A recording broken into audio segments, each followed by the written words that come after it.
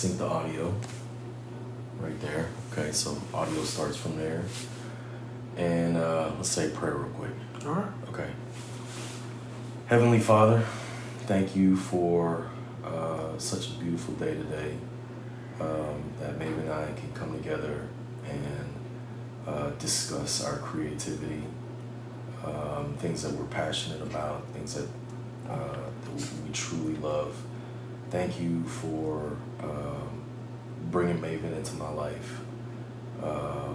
He has sparked creativity in me again, and I honor the things that he says to me, and I value our friendship, and I pray with intention to have a fruitful conversation in this podcast, and we move forward in your name. We pray. Amen. Amen. Let's do this. All right, here we go. So, good morning, everybody. My name is Mike, and I'm here with Maven, and we're gonna have a discussion about Maven's musical journey. He has an album coming out soon. He has an album under his belt already.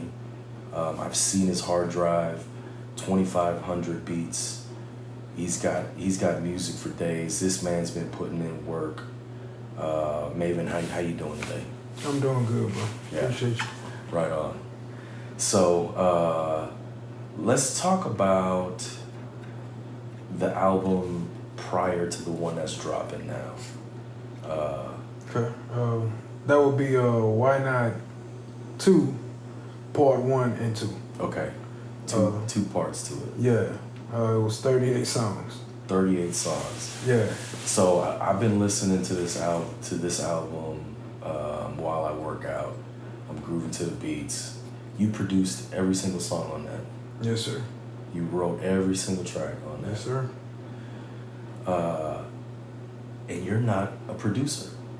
No. I produced a little bit, kind of, in the beginning of my career. When I was in the group, the guy... What group was that? It was called Elite 2. It was more of a spiritual, gospel kind of hip-hop. Just religious hip-hop, you could call it that. But the guy had a Roland Phantom I know that XA. keyboard. Yeah, Okay. XA. Yeah. And so, I dabbled with that to more playing keys and all of that kind of stuff. And I noticed that the tracks and stuff that I would create and keys even that felt natural to me were like more, I don't know how to explain it, darker keys. I wouldn't like, Gotcha. I was like more like the dawn. Yeah. Gotcha. So that's what resonated more with me. And so when you heard that sound, you were like, okay, this is my sound. Well, I didn't know it at the time because I didn't realize that, things like energy and stuff like that of where you are, determines what vibrations, you really correlate with. And I didn't know that at the time. But at the time that I met him, I definitely was more in a darker place. Actually, my name back then was Donnie Darko. And I don't know if any of y'all seen the movie. It's a correlation from the movie Donnie, which is D-O-N-N-I-E. Yeah. Mine was D-A-W-N-I-E. This is with Al Pacino. Darko? Yeah. What's his name? Jake Gyllenhaal. Oh man, okay. Yeah, Totally with the rabbit. Yeah, okay, Yeah. I didn't even see that movie. Oh man, it's a cult classic. Okay, I gotta check that out. I was thinking about Al Pacino where he's working with a snitch. You know what I'm talking about? It's popular Italian gangster movie. Man, I forgot. He got a whole bunch of awesome movies. I'm on the spot right now, but anyway. Yeah, we'll come back to that. You know what I'm saying? Hey, if y'all know what it is, man, we'll keep it moving. Put in the comments or something. Okay, so back to your music. So your music comes from a dark place? Then it did. Okay. At that time, yes. Yeah. Because the album is very positive. There's a lot of messages in there about like staying true to your creativity and and believing in yourself. That's a lot of the messages that I hear. Well, that's where I'm at now. Because one of the hardest things about us as human beings, which I don't think we really realize, what is the thing we're actually striving for. And to me, that means balance. We wake up every day, and I'm not saying day as in first of all, I don't believe in the concept of time. Interesting. Okay, the reason why is because what was there before the recording of time? That was only existence. Okay. Exactly. So when you stop looking at things that way, you see that there is never a break in it. There's never a separator from what's actually happening. We are in a forever one moment. So the moment of when I was creating dark music is the same exact moment that I'm creating when I'm creating now. Okay. But I think to understand both is a concept of growth within ourselves. Yeah, okay. And that's in basically an evolving of the way that you conceptualize things. So we all have to do that. A lot of people realize, they ask themselves, why am I angry, sad, frustrated, whatever? It's because that's where you are, but you're at that place for a reason. There is no light place or dark place. I know I used that earlier, but it's just because that's easier for a person to conceive that. But initially, it's just a place. It's just where your focus is on, and why. The bigger question is why you're focusing on it. So there's a choice to that then. Of course.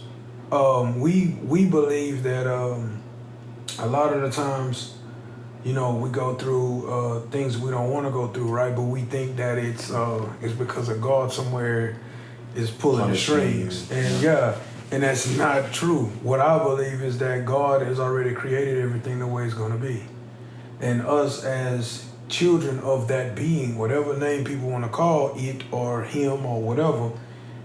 Initially, what it comes down to is he already created the system. We don't understand the way the system works.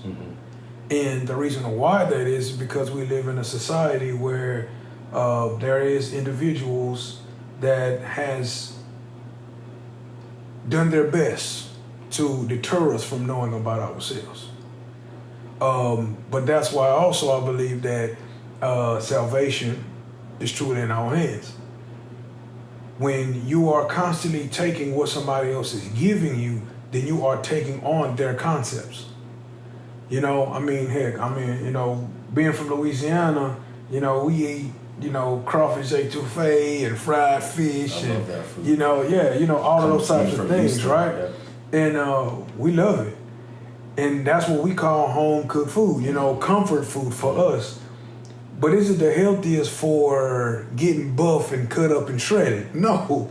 And that's the thing.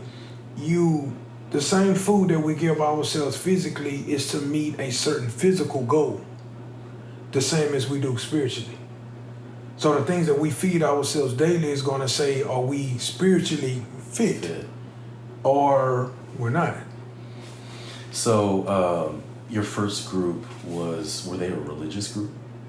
Yeah, religious band or religious? Yeah, it basically was, because I was raised really religious.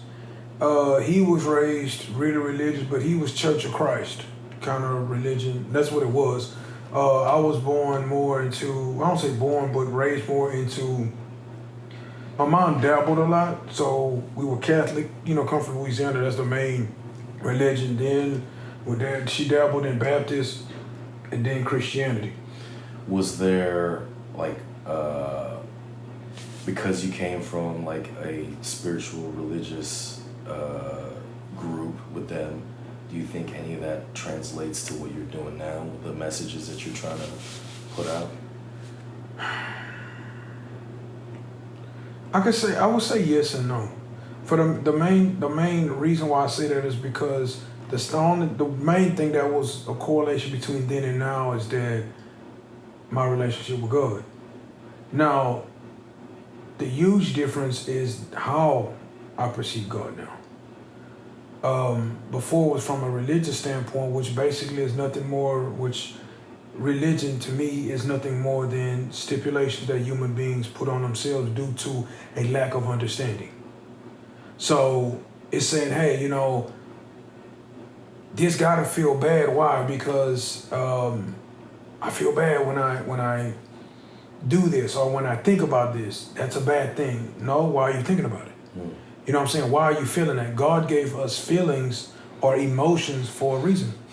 So a lot of the times we use those things against us. So in a form of me doing music with him, I was making music that resonated with me at that time. So my perception of God is why my perception of my music came out the way that it did. It came out more religious. Why? Because I was living under those teachings. So now, no, it's definitely different now. Has it evolved at all? Like your messages? Well, definitely, because I've evolved. And I've evolved, and for myself, I've evolved at an alarming rate. And I say that because I say an alarming rate in comparison to, I've encountered people, because I'm actually an Uber driver. So I encounter people every day, of all ages, of all beliefs. Kinds of people, all kinds right. of people, yeah. And I'm like, things that I learned yesterday, there's this person that's 60 years old hasn't even realized. And it's not in no way, shape, or form is it knocking them, because what it really is that how far we evolve, how fast we evolve, our pace of it is all dictated by, I think, one major factor, and that is hunger. If you are hungry to know why you're suffering, you'll find it quicker than somebody else that accepts suffering as a part of their life. Gotcha. So, yeah. Yeah, right on. So, okay, let's get into sort of like the sound of your music. Okay, so there is a dark tone, right? Mm-hmm. Like the chord progressions that you use, the tempo, the way that the drums, it's very dramatic, right? I know you're a big movie buff too. Right, of course. Yeah. So how much does that play into that plays the kind of sounds that you use? That plays a huge part because I used to collect movies. So I used to, at one point, I had I think it was 6,000 movies or something. DVDs? Yeah, that's when DVDs was big, you know what I'm saying? You got VHSs? I had those too. Some, yeah. I had some of those too. But yeah, in collecting those movies, you know what I'm saying? I love martial arts. I loved also horror movies. I used to really, really indulge in those. I loved action. Those were more of them, the types that I liked. I wasn't too much into drama and stuff like that, But those, so definitely, I think the reason why I kind of indulged in those types of movies is because I never understood, for example, this might sound silly to a lot of people, but I can't stand race movies. Race movies. Racial movies. People, slavery, roots, and the reason why is because, being mixed, African American and, French and all of that, because I'm Creole. So being that, I realize that that's something that is a narrative that's being pushed every day.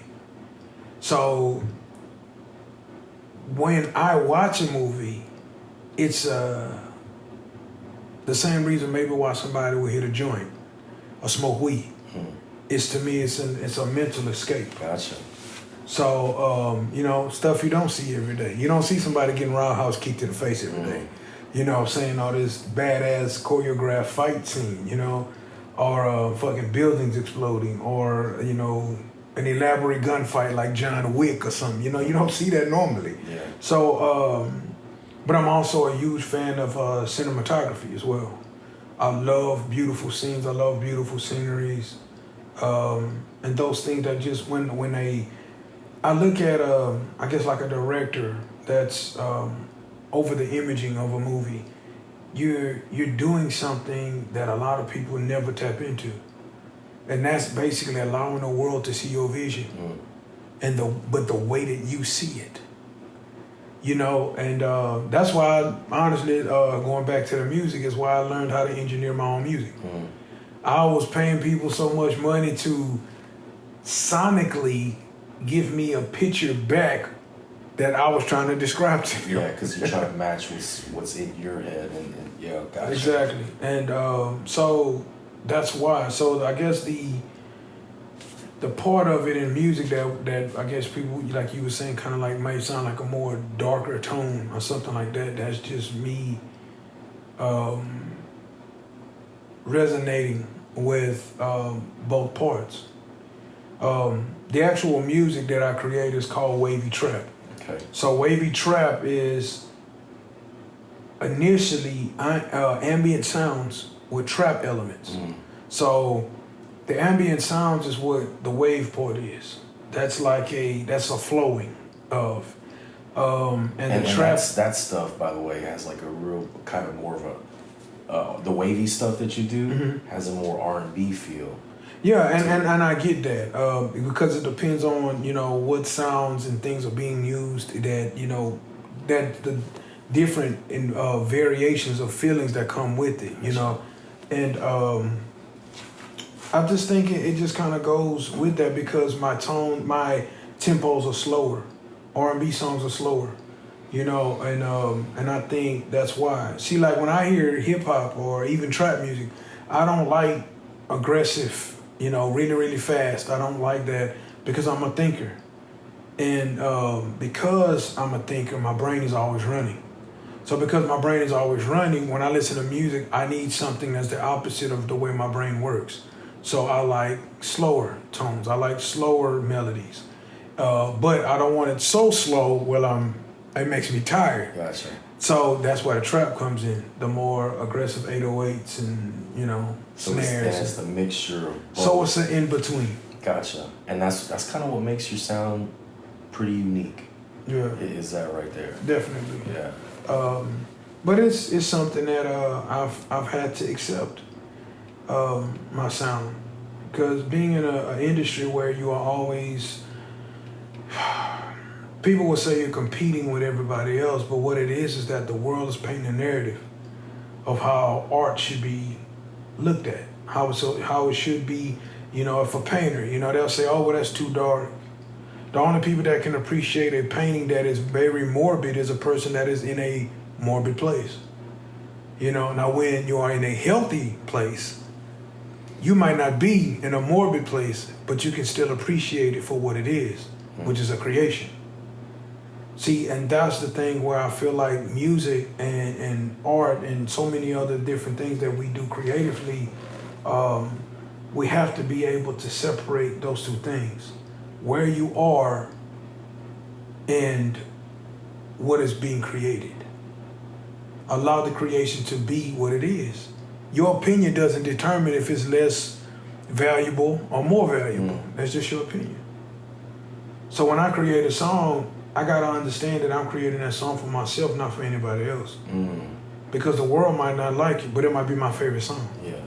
So that's where you come into the groove of yourself of saying, look, I'm a creator and I'm not creating for the world, I'm creating for myself. Okay, but that being said, how do you try and connect with your audience with your music? Connecting with people, period, is a very, very mystical thing. And I'll say it that way because you're gonna resonate with different people at different times. So if you're a hurt person, right, you're attracting other hurt people. What's your coping mechanism? Let's say if it's drinking alcohol. Well, then there's two things that's happening. So you are resonating with somebody or with people through hurt, through a trauma, but also the vice that how you are choosing to deal with that hurt or trauma is the same. So there's two factors of why you even talking to that maybe one person. Well, let's say you stop drinking. Let's say you decide that I don't want to carry this kind of hurt anymore. Those two things that were major pillars to their relationship now is gone. See, those are the understandings that we have to become aware of in ourselves daily, because that's what's determining our relationships and our bonds with people. Now, okay. So your audience will bond with your music through the emotions that you're putting out there, or whatever. Yeah, like for example, there's people that they might not even like my music, but they might fuck with me because of my knowledge. They might fuck with me because I'm honest. Gotcha. See what I'm saying? Like, we can't depict who's gonna like what. No, of course not. You know what I'm saying? Yeah. But I realize from things is that regardless of what it is at the end of the day, I have to be able to connect with myself. That's the only other person I really can. Can I have a connection with somebody else? Yeah, but I can't base my life on that. So people can connect with your authenticity then? Yes. Because I think everyone appreciates authentic people. Yeah. But see, when you say, I always mess that word up, authenticity. The initial thing is what it is you being absolutely honest and raw with yourself. Hey, I like this. In a room of people that say, I don't give two shits about that. See, that's true courage. That's true inspiration to people that has never done that. Why? Because what it is an absolute vulnerability. If you don't like something about myself, I refuse to conform to the way that you want me to be. I'm gonna be myself. Right. If you fuck with me, fuck with me. If you don't, you don't. I'm cool with that.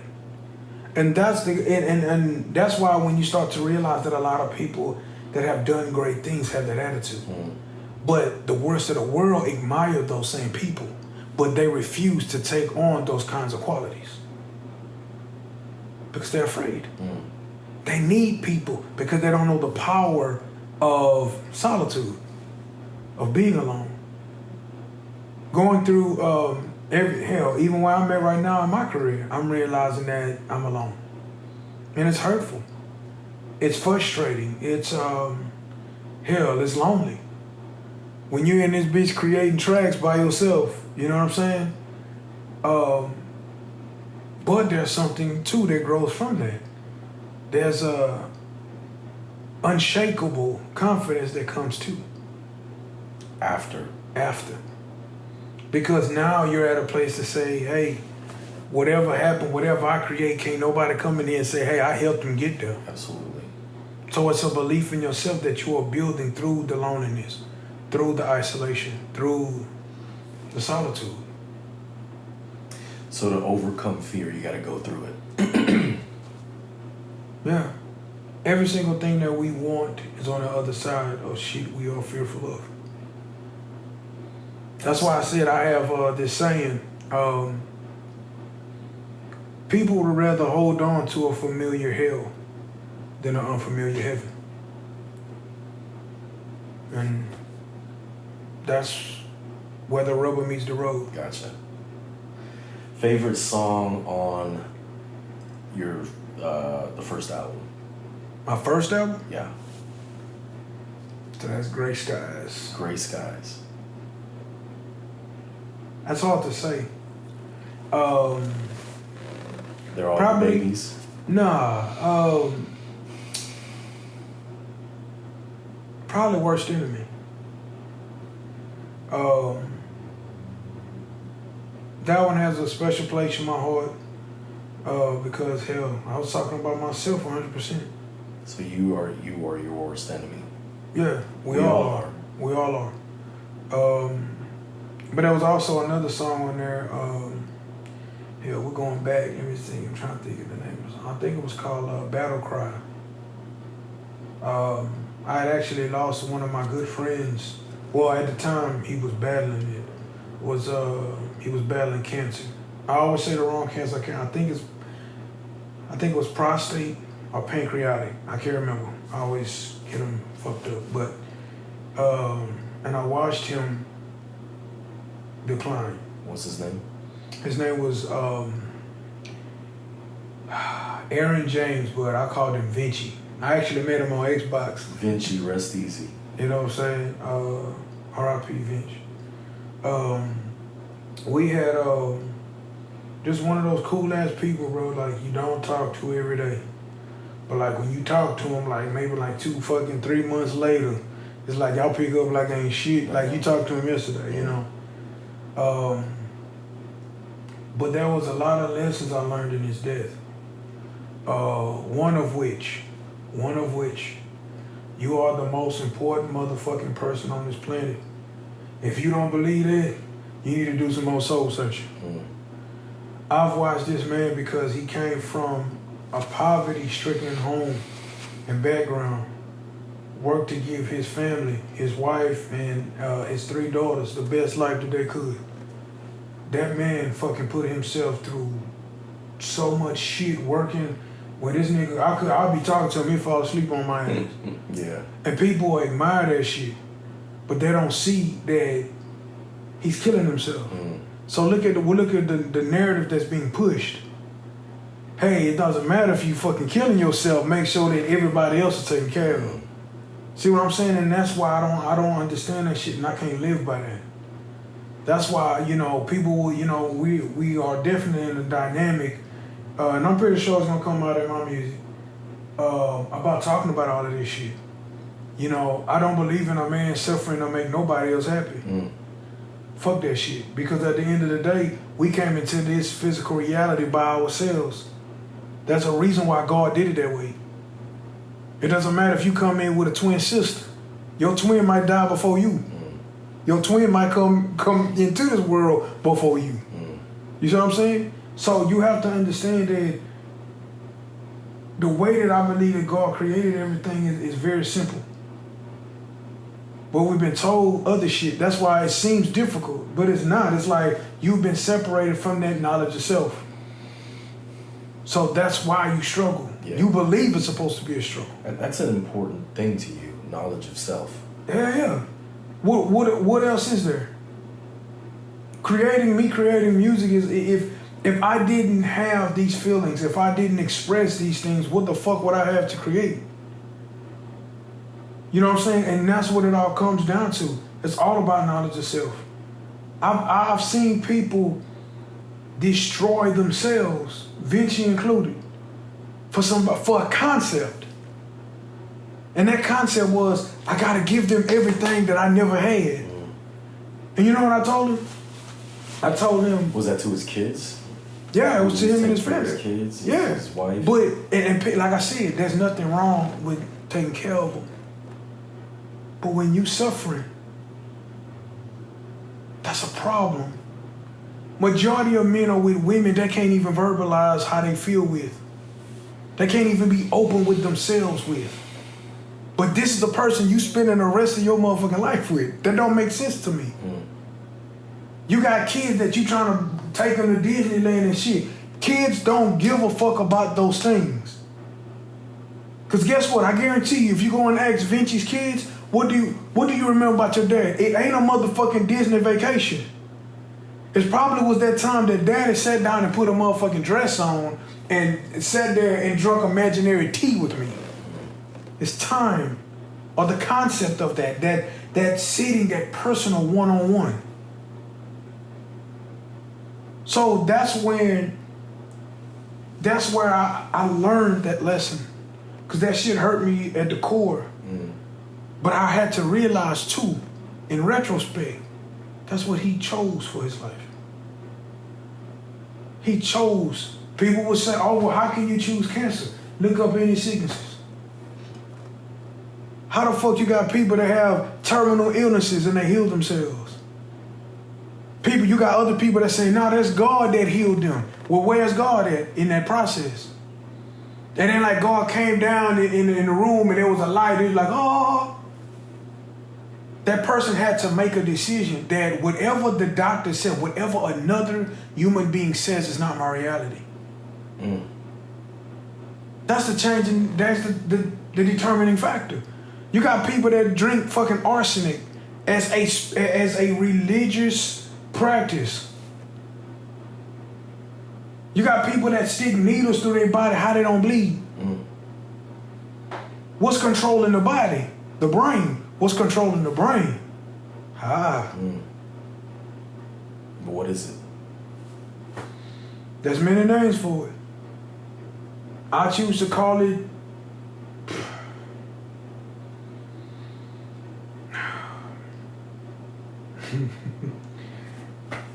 I call it energy. Other people will call it a soul. Okay. Other people will call it a spirit. Many names for the same thing. But clearly there is something in control of the brain. Mm.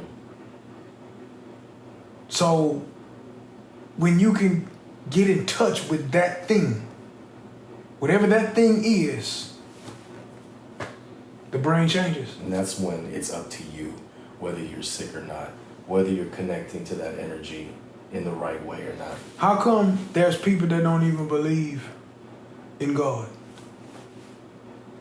They don't even believe in it, him, whatever. They just make a decision internally. Mm-hmm.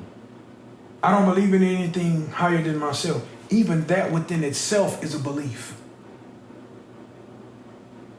Through your faith, you are healed. It never said in what your faith is in. But people like to label. People like to, oh, if it ain't God, oh, it ain't even what they saying. They're saying, if you don't believe in my interpretation of that being, then I don't have nothing to do with you. If Satan, or the concept of Satan, is the opposite of God, right? And I'm going to make this very clear. I don't believe that there is a being, Satan. It is a thing. I believe it's a concept. Because God cannot be the Alpha and Omega, beginning and end, knows all, so on and so forth. But he will purposely create something that is not him. That doesn't make sense to me. Now, if I look at everything else, right, we could say hate and love. They're two totally different things. Are they really? God and love? No, love and hate. Love and hate. I don't know if I said that or not, God and hate, but love and God or whatever. But initially what it is that at what point, like there's a law called the law of polarity. Mm-hmm. Okay, the law of polarity means that there's two extremes to every single thing. So love and hate is the same thing. They're just on two totally different ends of the spectrum. Why you think a man could come home to his wife? He hugs on her, he loves on her, he kisses on her, he misses her, right? Let him come home and find his wife in the bed with another man. Mm. He could kill her and kill the man. Why? He was on the other end of that spectrum. What he saw put his energy on a different end of the spectrum. Why even in the prison, in the system of the laws, why do they say, oh, that's a crime of passion? What is it really? He felt something that was way deeper than love. Or the opposite of it. The opposite of it. So he felt that love, like, let's be real. Why do we remember traumas easier than happy times? Now let's go deeper. Why can you remember the female that hurt you the worst or through a situation that hurt you the worst than the woman that loved you the most. That's our brain. Our brain is programmed to try to stop us from hurting. That's why traumas last longer. That's why traumas, we can remember them so much more vividly. Because they keep us safe. Yeah, because the brain says, oh, that hurt. So don't do that. I don't want you to go through that again. Now look at also the brain works. It's the same reason why you don't have to learn how to walk every time you want to stand up and go to the door. That's the same thing that's keeping you in misery. The same way that the brain holds on to the programming of walking is the same way that it says, I gotta protect you from suffering, even if it's causing suffering. Because it's less than. It's a program. It understands. Oh, well, I'm overweight. Okay, so me being heavier set means that I'm getting a dopamine hit probably higher than somebody else, maybe more than you. You're more physically fit. So when I'm eating a hamburger or something, it's a totally different reason than why you eating it. I might be eating it because I'm sad. You might be eating because, hey, I done worked out all damn week and I want a good ass hamburger. Two totally different reasons why we eating it. See, it's all about understanding of self. How the hell are we going to know anything other than that? How are we going to know how to evolve if we don't know where we need to evolve? And all of these things, regardless of what I'm talking about, every single thing has to do with what we're talking about. Music. Do you think that that album, Gray Skies? Yeah. Do you think that the theme of that album is knowledge of self? I think ever since, or maybe is that the theme of your music in general? I think my music within itself, with just it being itself, its relevancy. Why is it even here? It's because I want to express myself. Nothing more. That's passion. A purpose are two totally different things. Purpose for me, I would say, is self-awareness. Because I've always had a gift. And I've suffered with that gift. And I say it that way because I was denying myself it within itself. Because I was afraid of what people... I've always been an outcast. I'm just going to put it out there. Is that your gift? What, being an outcast? Yeah. No. I'm an outcast because other people don't know how to perceive me. Okay, so what is the gift? The gift is an understanding where other people have a harder time understanding human behavior. Like, for example, you have somebody that's... I could ask them, hey, what's... I don't know, fucking 2 billion times a million, right? And they're gonna be able to break that shit down and give you the answer. And you're like, how the fuck did you do that? Their brain works differently with numbers than everybody else's. My brain works differently with the understanding of people and behaviors. In that is why a lot of people, I've lost friends. Why friends also, the same reason why they were attracted to me at a certain point, they realized that they couldn't hold things from me. They couldn't hide. So the same thing that attracted them is the same things why they left. Interesting. Why? Because nobody wants to have all of the dirty laundry when somebody else can see it and smell it. Vulnerability. Yeah. I'm vulnerable. Anybody can ask me any question at any time and I'm honest.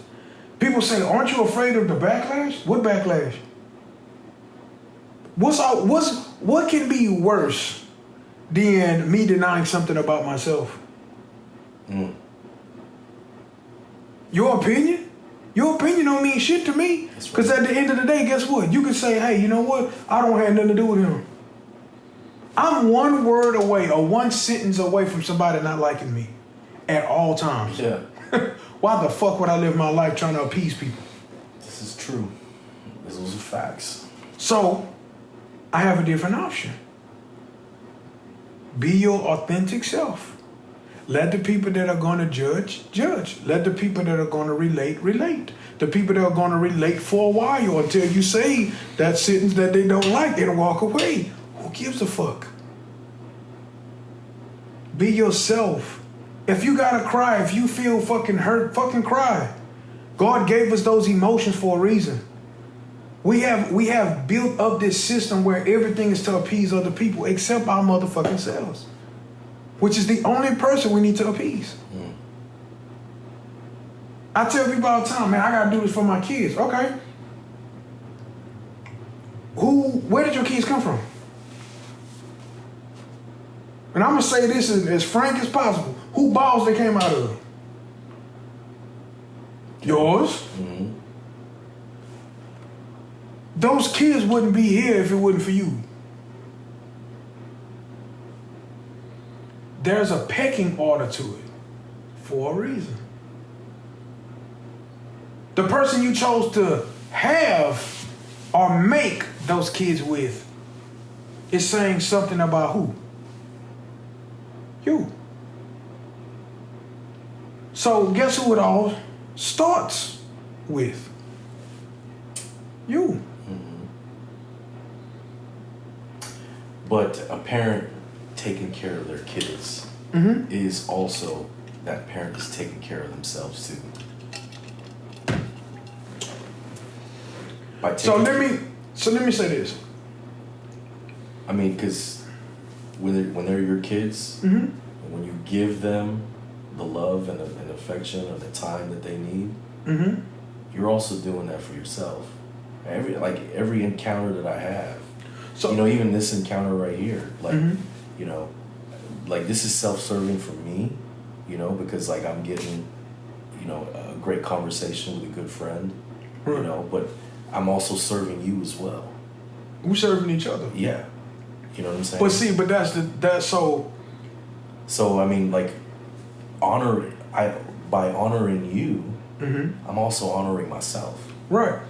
But what I'm trying to say is the core of it is that many people. So, this is where I have no problem with having kids. Hell, I've been wanting kids since I was in my 20s. I'm in my 30s now. Hell, almost 40. I'm 38. There is a dynamic of that, though. And the dynamic of that is something that is extremely troubling.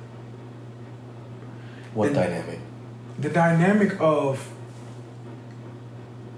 parent-child? No. If a man, and I'm speaking from a man's standpoint because I'm a man. If I don't know myself, I'm not self-aware, I'm not healed from traumas, I'm living out a program, I'm going to, in this program, there's going to be expectations that's going to be put on me. Not only from my upbringing, but from the world. So now, even when I'm not ready, talk about that. Even when I'm not ready, I'm going to put myself in a situation that I'm not ready for. That could be marriage. That could be dating. Okay. So what's going to come from dating and relationship? Fucking. What's going to come from fucking? Potentially. Besides STDs, children. Children, life.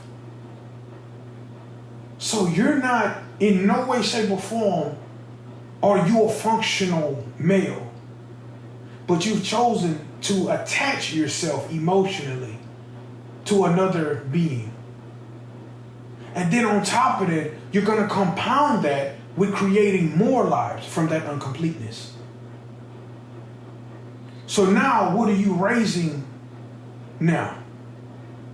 you are incomplete, you are living and sharing your life with an incomplete person, what do you think you're going to give to those offspring? Incompleteness. Why are you incomplete? Because when you're looking at yourself, you know let's say you're suffering and you don't know that you're suffering. Mm-hmm. You don't know what you are doing. You don't know how you are interacting with other people. Period. Okay. Let alone your kids. Now the thing is about it is that children watch. My mom was a nanny for 25 years. I've seen kids, I've been observing kids just as long as I've been one. And I've seen my mom, being a nanny, get onto a child for doing something that she was doing. And she said, I told you not to do that. Yeah, but nanny, you did it. Kids between the age of 0 from birth to 7 is in their programming years. Now, this is the thing. We didn't know that. So now, we go past 7. We're 15. We're in our 20s. Yeah, but I think you're thinking about an ideal situation, right? No. When No. Ideal, okay. When I'm saying there is no ideal situation. Exactly what my I'm trying point. to tell you. So what I'm trying to to go back onto your point about being incomplete. Mm-hmm. There's nobody that's complete when No. they're a parent. So understand the term. I'm using certain terminologies for a reason because people can more understand those. Okay. Idealism is something that. So, like for example, you have people that are truly gambling. Okay. You got people that are gambling, and there's people that are playing the game. When they go to a casino, right? A person goes to the casino. I know nothing about fucking gambling. I don't know nothing about poker or any of those things. So you sit me down at a poker table. I'm gambling, okay? I know nothing about the game. I don't understand none of the rules. I can learn the basics, but that's all I learn. Okay. I'm truly gambling. You have somebody that knows, okay, hey, this is what, how this is supposed, these are the optimal hands. These are the basic hands. This is a good hand. This is a bad hand. This is, if he throws down another ace, like for example, or something, I know the game's rigged. Okay. I fold. Okay. Okay? The difference in between those two is that one has knowledge of the game. Like one can have knowledge on themselves.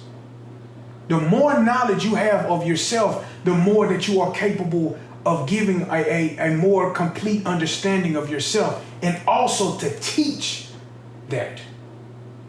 That's just like a man, like a person that works out all the time. They don't want to be with a person that is undisciplined, that doesn't work out, don't take care of their eating. Why? Because their perception of themselves is different.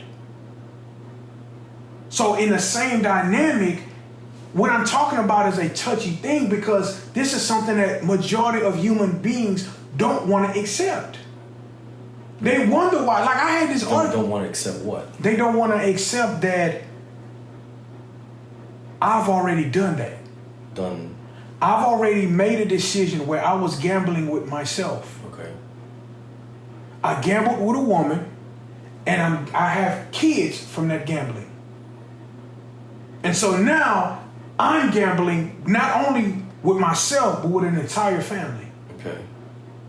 So then look at it. But we're always, I mean that's when you have a child. Right.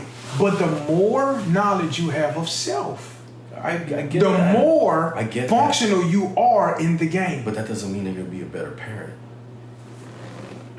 Okay. You know what I'm saying? Because there's so much random. Oh, and by the way, things. I'm not a parent. I'm not a parent. So just have to put that out there. Right on. So you choose to accept what I say or not. Yeah. This is my perception. Yeah. But this is where I feel that it doesn't matter on if I'm right or wrong. Because I'm not saying this to be right or wrong. No, this is my perception. We're just having a discussion. If you tell somebody for retrospect, different situation. When I first started to realize things about being an entrepreneur, right? Building wealth, all these different things, right? When I would have that same conversation with somebody that was retired, they got angry. You know why? Because they have to take absolute responsibility for, I chose to give my life away to work for somebody else. And I've already retired. I can't go back and change that. So they become angry. What are they angry at? Me for bringing it to their forefront? Or because of the thing that they chose not to do? Yeah, well, if anyone's angry, they're angry at themselves. Okay, so that's why I'm saying. I'm not saying that being a parent or even creating is a perfect thing. All I'm saying is that I've seen so many parents wonder.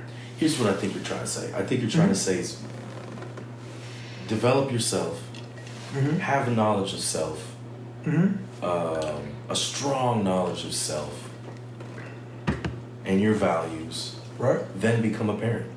Right. That's the ideal. Spend the time. Spend the time. Yeah. So spend the time. So last example on this. You got this thing where this concept of men going through midlife crisis. What is that really? What is that truly? Really and truly?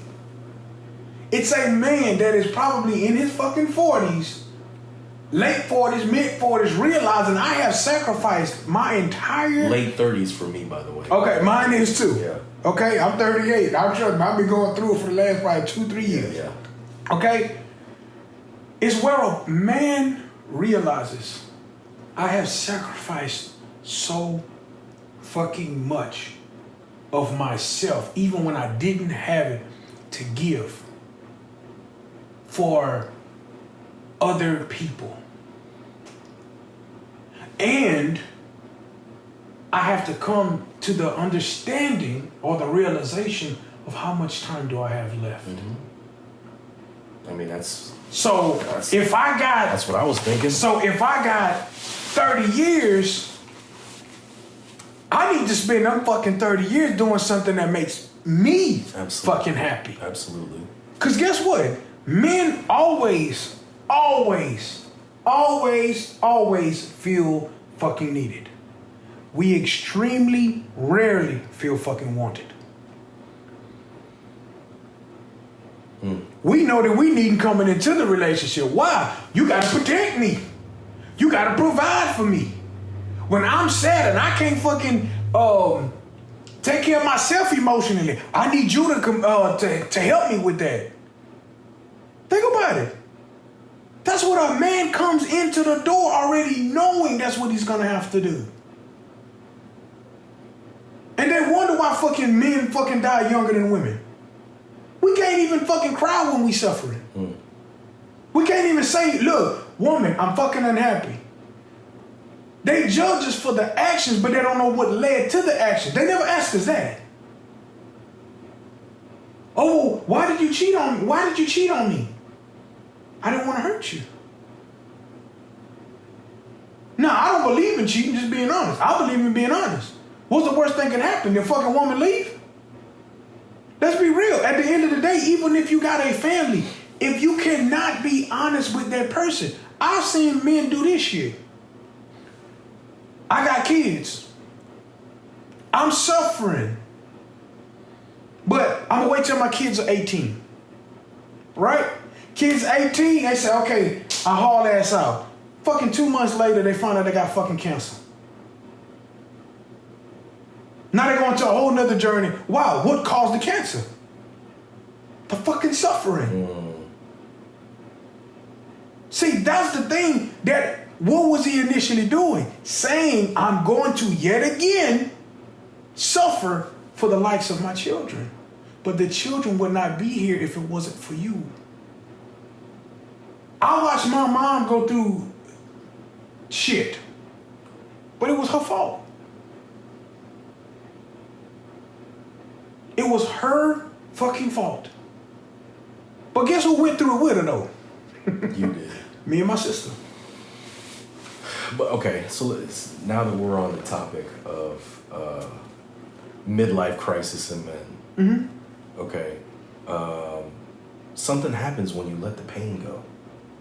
You get a different perspective once you're truly able to let the pain go and forgive yourself first of all, Mm-hmm. and then forgive the people that that impacted you. There's a next level like past that, Mm-hmm. and have you gotten to that point yet?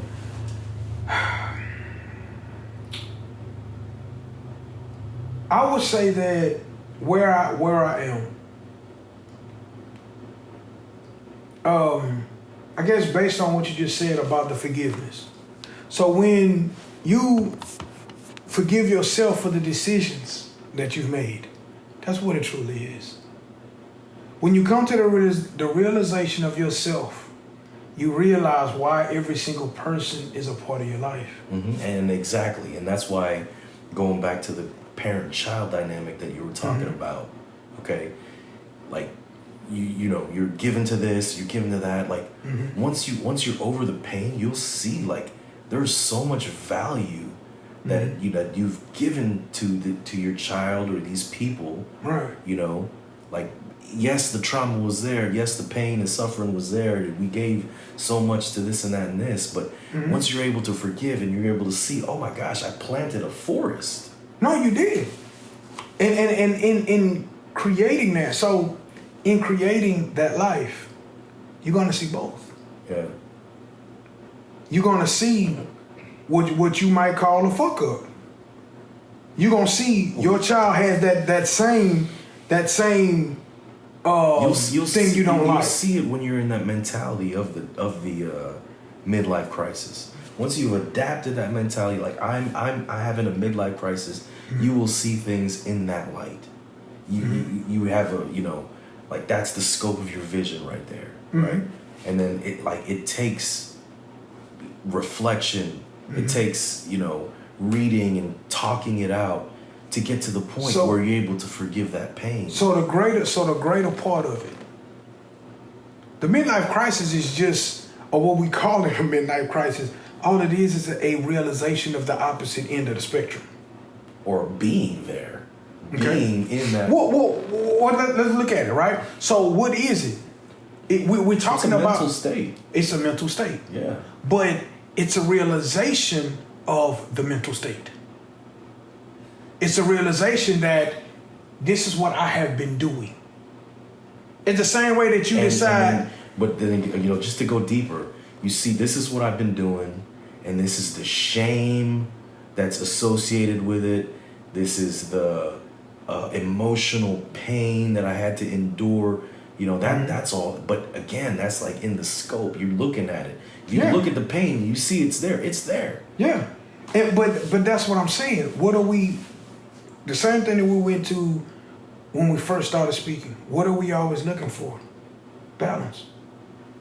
That's what it is. Yeah. And that's Until you can understand where you've been, is to understand where you are and to know now, because of both, I can say where would I like to go. Yeah. So I guess we can say there's one part self-awareness, Mm-hmm. and then there's the other part of self-forgiveness. Mm-hmm. That self-awareness. Those are two totally different things. They're correlating, because self-awareness is to understand why you've done what you've done. The Absolutely. patterns. Why did I choose who I choose? Why did I, right?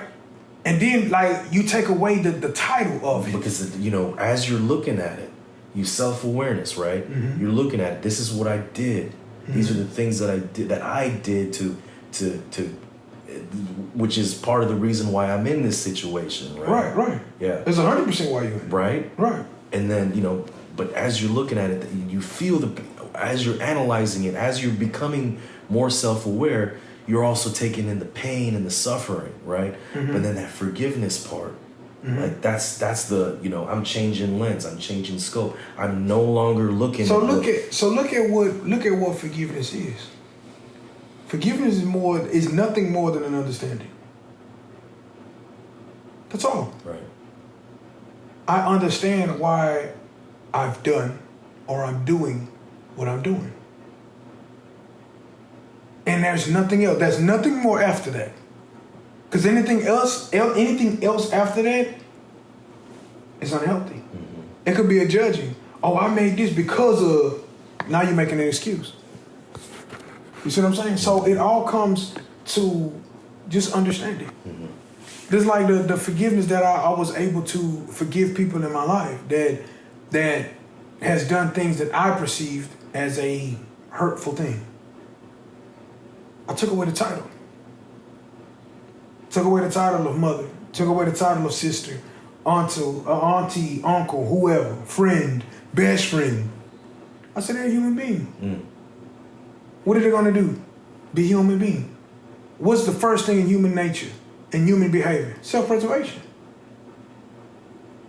So when I look at it that way, oh, okay, no wonder you fucking said fuck me. Because to you, that was self-preservation. Yeah. To me, I was holding on to a concept of something that was not first in human behavior. That's the truth of things. That's why you first have to understand that you got to come to the realization of trusting you. Because then when somebody else does something that you don't understand, when you look at it, when you take away the title and look at them as a human, oh shit, that make 110% sense. Mm-hmm. I get it. And that's where it comes in. Right. But in that, you have to be able to understand that in coming to that understanding that nothing is good, nothing is bad. It just is what it is. Mm. Okay. On that note, yes, sir. You got a party coming up. Yes, sir. Tell me about it. Tell the people about it. October 30th, day before Halloween. It's called Music and Milestones. It's basically a party of me celebrating myself and what I've done musically. I've realized in my journey I have not celebrated me. And I should be. Every day's a holiday. Every day's a motherfucking celebration. Because there's people, just in retrospect, there's people that haven't even accomplished what I've accomplished. So, no matter how small it is, if you ran a mile, I ain't never ran a mile. Okay? Celebrate that motherfucking shit. So. Right on. Well, it's been great talking to you. Definitely. What do you think about this podcast? Man, I think it's going to be fun. Yeah. Definitely. Great conversation? Yes, sir. Yeah. And I hope y'all enjoyed it as well. And if y'all didn't, I love y'all anyway. I appreciate you, brother, man. All right. I love you. Love you too, bro. All right. That's it. You did it.